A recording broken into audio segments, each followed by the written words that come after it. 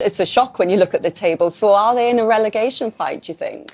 They're there or there, but they're around it, and that's what any Spurs fan, Daniel Levy included, will be going, well, we can't be involved in that or anywhere near it. Man United are only a place above them. But if I was Ange, I'd turn my phone off for a couple of days minimum, just to try and get through to the next game. But I would say, I think, I interviewed him early, at some point last season, and I was really impressed with him. And one of the things I actually quite refreshing I liked about him is that I am what I am, I'm not going to change.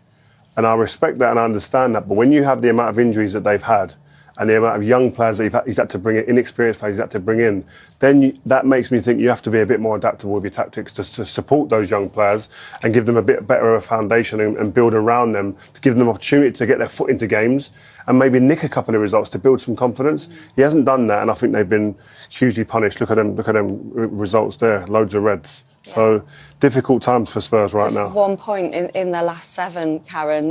Even with the injuries, are they enough of a mitigating factor when you look at those results?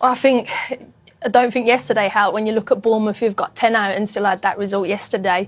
So I think it's difficult. I think the only thing maybe would be interesting to see about that semi-final, that cup game, whether they're holding on to see what he does with that. But Karen, he sacked a manager going into a cup final before, so I wouldn't there'd be no confidence from that. Jose Mourinho, wasn't it? So yeah, I know that there's another factor. But like you said, I like Ange. We've worked with him at the Euros, and he's an honest guy. But unfortunately, those Reds are not going to get Spurs where they want to be at this moment. So I'm sure it's a bit of a rough time for him.